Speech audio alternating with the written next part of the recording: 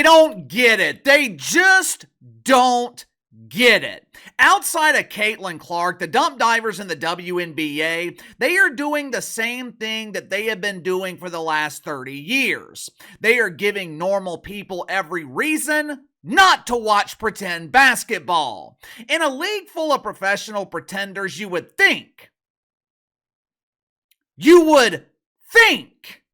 they would pretend to be cognizant of pop culture. You would think they would pretend to know what the hell is going on. You would think they would pretend to be likable and relatable. But instead, they continue giving normal people every reason not to watch this garbage. And it's not like we needed additional reasons not to watch the WNBA, or in this case, Unrivaled. There are plenty of reasons that this league has been ignored for 3 decades. Unwatchable product, substandard basketball, if you can even call what the WNBA presents basketball, unentertaining, unappealing. I mean, there's only so many times that you can watch airball dunks before it stops being amusing. Unlikable, unrelatable players. And the thing is, that is the one aspect that they can control. Hell, it's one of the only aspects they can control. There is nothing that the diva of dump divas, Kat Engelbert, there is nothing Kat can do to improve the quality of play. I guess she could lower the rim. I guess she could move the 3-point line 3 feet away from the trash can, but that creates an even more embarrassing situation when Angel Reese airballs that layup too. One of the only aspects that the WNBA or Unrivaled can control, it's the mentality, the attitude of the players. For decades, one of the main reasons that the WNBA has been a huge embarrassing failure, women have refused to watch the product. If you give women a reason to go to your games, I promise you, the men will follow. If you don't believe me, go ask Mark Cuban. When he bought the Dallas Mavericks in the late 90s, the franchise was a disaster. One of the first things that he did to increase attendance, he offered discount deals to the ladies. He turned the games into an event. He gave beautiful women a reason to get all dolled up. And anytime there are thousands of beautiful women in one area, the men will be there. Why do you think colleges have remained full even as tuition prices have become unaffordable? The problem for the WNBA, they have not been able to convince women to watch a league that is supposedly dedicated to women. Why? Because a lot of women find WNBA players to be unrelatable. My wife, she watches some shows strictly for the fashion. There are shows that she watches because she just likes to see what the women are wearing. My wife is all woman, makeup, hair, decorating, maternal. This weekend, she was excited because she bought new pillows for the couch. She was overjoyed. I couldn't tell you what color they are, and I'm sitting next to them every night. The pillows could be filled with bricks, I wouldn't know it, but she loves it. You really think my wife can relate to Bob Griner? You think she can relate to Natasha Cloud? You think she can relate to the arrogance of Dijonai Carrington, better known to friends and family? I should say only known to friends and family because they're the only people who can recognize her. But better known to friends and family as DJ Carrington. You really think DJ is relatable? Basketball, more than any other sport, it is heavily reliant on the likability of its star players. Michael Vick was a pariah. Michael Vick became one of the most hated athletes in the country. That dogfighting scandal, it was absolutely brutal. If it had happened to a star player in the NBA, his drawing power, it would be over. But in the NFL, it had zero impact on the ratings, and Michael Vick, he was able to return and revitalize his career. To his credit, Michael Vick learned from his mistakes. He's a changed man. Summer of 2020. LeBron James, he embraced mythical racism. Adam Silver allowed the players to destroy the league, and the NBA, they've never recovered. Basketball, more than any other sport, is heavily reliant on the likability of its star players, which is why I have never understood why the WNBA continues to push unlikable players. I've never understood why WNBA players do everything in their power to convince people not to watch their league. Make sure to like and subscribe. You can follow me on Twitter at KC_BTL84. Link to the second channel is in the description below. Later today on the second channel, going to be talking about the destruction of my New Orleans Saints. How potential NFL head coaches are telling Mickey Loomis the exact same thing that fans in the media have been telling him all season. The disaster you have created, the disaster that you're so proud of, it is unattractive, unappealing to everyone else. So if you haven't already, head over to the second channel and subscribe. Friday night, TNT once again featured Unrivaled on national television. Ratings haven't been released yet, but I'm sure they'll be counting the audience by the dozens. For some reason, TNT's hired a photographer to photograph the unknown players as they enter the small studio that Unrivaled plays their games in. Over the weekend, I've been doing some research trying to figure out why TNT is paying someone to capture these moments. I couldn't find a reason. Seems like a complete waste of money to me, especially for a league that's copying the WNBA's financial model by failing to generate a single Colombian peso in profit. The only reason I could think of, TNT must be doing this for the families.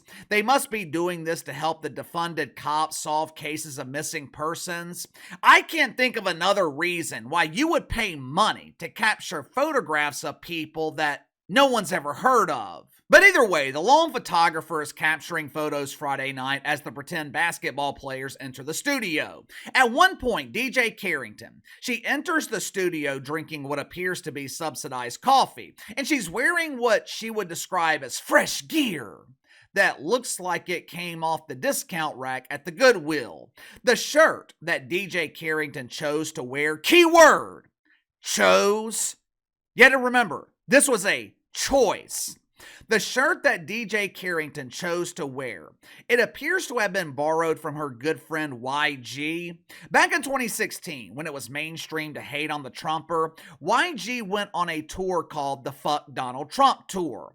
Perhaps the tour was lucrative at the time. I don't know. What I do know is YG seems to have fallen off. His most recent album that was released last August titled Just Read Up 3, which is slang for dope boys restocking their supply, something I would assume that YG has never done. But either way, it was an interesting name for an album because the one thing that did not get re-upped was album sales. YG peaked at number 151 on the chart, selling an abysmal 8,000 copies. Perhaps that's why Dijonai Carrington relates so much to YG. He can't sell CDs and she can't sell tickets to WNBA games. During his tour in 2016, YG, he had t-shirts made that featured the name of the tour. And that is the 8-year-old t-shirt that Dijonai Carrington chose to borrow to make her barely anticipated entrance to the dump Friday night. Check it out for yourself.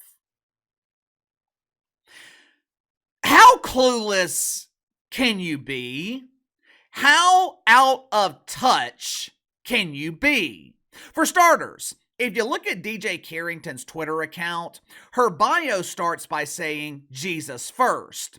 I'm having a real hard time believing that Jesus would wear this shirt. From a pure business and marketing perspective, this makes no sense. Have you guys noticed that every other sports league has buried the woke fungus?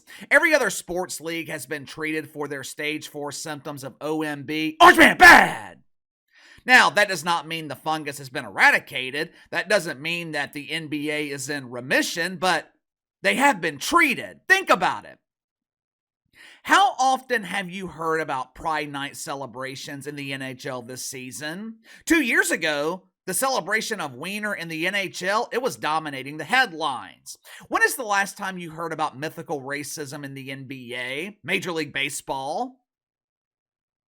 For some reason, the only league that's remained dedicated to the fungus is the one league that cannot afford it. Right now, Unrivaled is averaging 204,000 viewers. That number is likely to decrease as people realize that the mainstream media has been lying to them about how exciting pretend basketball is. Ooh, you don't want to miss these elite athletes. Last night, Dijonai Carrington mesmerized the crowd with her athleticism by tying her shoe with 9-inch nails. Bob Griner stunned the dozens in attendance with her demonstration of Just for Men. These women are amazing!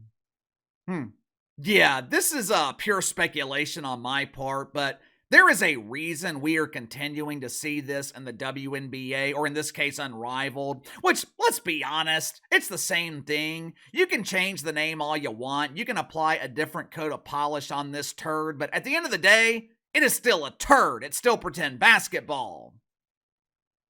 The reason I think we are seeing this in the WNBA and we are no longer seeing it in other leagues, a complete lack of accountability. There's not much accountability in the NBA, but I will give Adam Silver some credit. 4 years ago, he told Rachel Nichols that the politics would be removed from the league, and for the most part, Adam Silver's kept his promise. There is no accountability in the WNBA because there's no risk. Kat Engelbert knows that the NBA will subsidize this league indefinitely. But here's the thing. The NBA's not subsidizing Unrivaled. TNT is financially supporting this dump. And unlike the NBA, TNT expects a return on their investment. They're not making money on attendance because the studio only holds 800 people. Initially, the average ticket price for Unrivaled, it was selling for $300. After 1 week, you can now get courtside seats for $200. I would imagine that the primary source of revenue is going to come from advertising, commercials. Kinda hard to make money on commercials when you're averaging 200,000 viewers.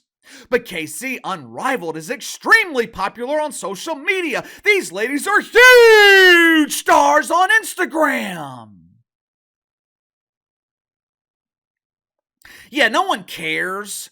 Garfield chasing his tail and cleaning his boodle is popular on Instagram too, but I don't see corporate sponsors lining up to give Garfield money.